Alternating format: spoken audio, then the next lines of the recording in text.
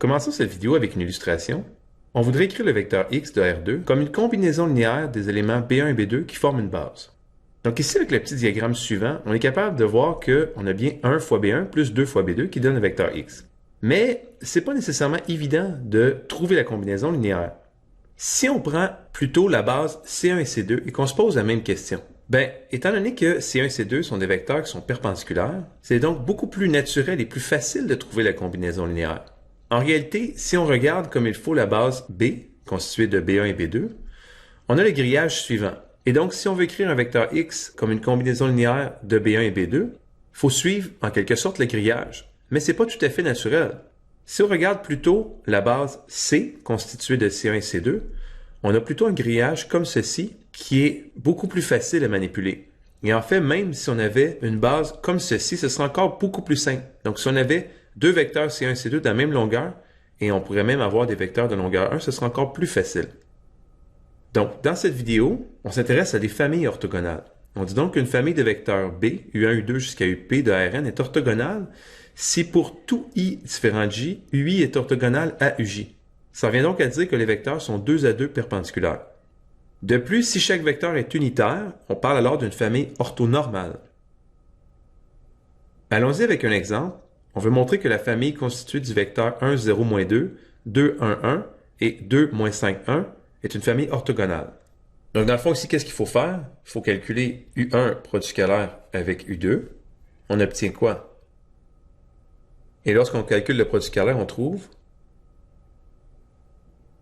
qui est égal à 0. Donc, U1 est perpendiculaire à U2. Même chose pour U1 avec U3. On obtient qui nous donne, encore une fois, 0. Donc, U1 est bien perpendiculaire à U3.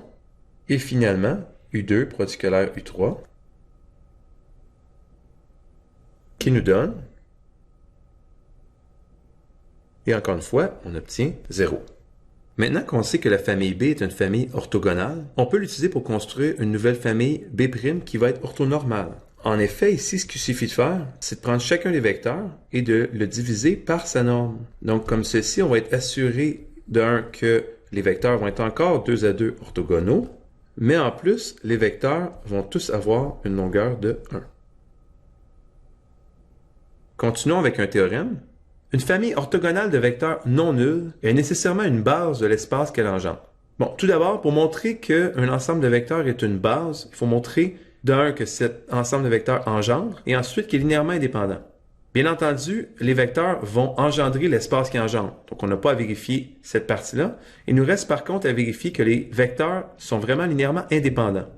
Donc, on veut démontrer que si on prend une combinaison linéaire qui donne le vecteur 0, que la seule combinaison qui fonctionne, c'est C1 égale à C2, etc. jusqu'à CP qui est égal à 0.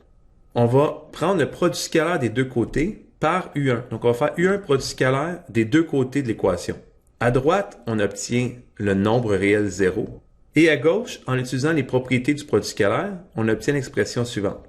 Maintenant, étant donné que c'est une famille orthogonale, on sait que U1 produit scalaire avec U2, U1 produit scalaire avec U3, etc. jusqu'à U1 produit scalaire avec UP valent toutes 0. Et U1 produit scalaire U1, lui, on sait qu'il ne donnera pas 0, parce que les vecteurs sont non nuls.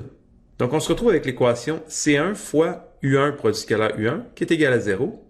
Et si on isole C1, en divisant les deux côtés par U1 produit scalaire U1, on obtient C1 égale à 0. Et on peut faire le même raisonnement en utilisant U2, U3, etc. Et on va finalement réussir à démontrer que C1 égale à C2 égale à CP égale à 0. Donc, les vecteurs sont bel et bien linéairement indépendants. On avait montré tantôt que la famille B était une famille orthogonale. Et donc, d'après le théorème, maintenant, on est rendu avec une base de l'espace qu'elle engendre. L'espace que la famille B engendre, remarquons ici que vu qu'on a trois vecteurs de R3, nécessairement, l'espace qu'elle engendre va être carrément R3 au complet. Donc ici, on a une base orthogonale de R3 au complet. Maintenant, le prochain théorème va faire un rappel sur l'illustration du début, à savoir qu'il est beaucoup plus facile d'exprimer n'importe quel vecteur comme une combinaison linéaire des éléments d'une base orthogonale. Donc, soit B une base orthogonale d'un sous-espace W de Rn, pour tout Y qui appartient à W, le Y s'écrit comme la projection de Y sur chacun des vecteurs de la base. Donc, projection de Y sur U1, plus projection de Y sur U2, plus etc., projection de Y sur UP. On peut écrire ceci avec le symbole sommation et finalement, on peut remplacer par la formule de la projection de y sur ui.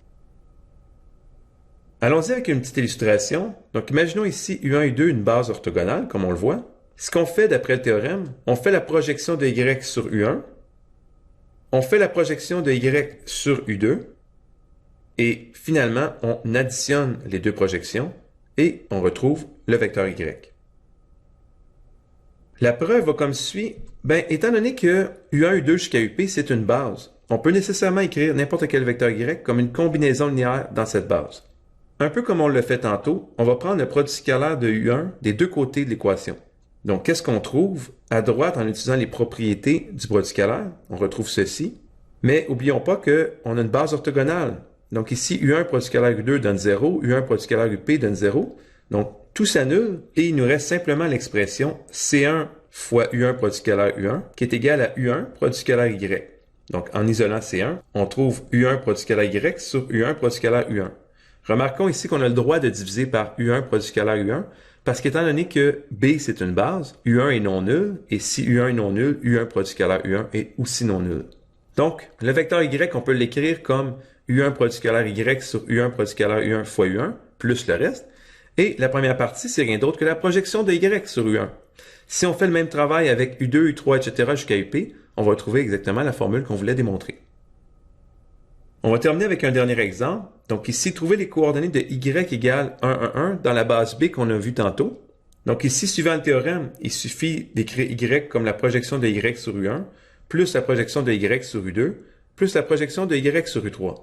On y va avec la formule, on fait les calculs, et finalement on trouve moins 1 cinquième U1, plus 2 tiers U2, plus moins 1 quinzième U3.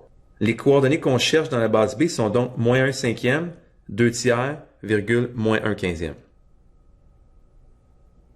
Donc dans cette vidéo, on a vu la définition d'une base orthogonale et on a également vu que c'est très facile de trouver les coordonnées d'un vecteur quelconque dans une base orthogonale. Merci pour votre écoute.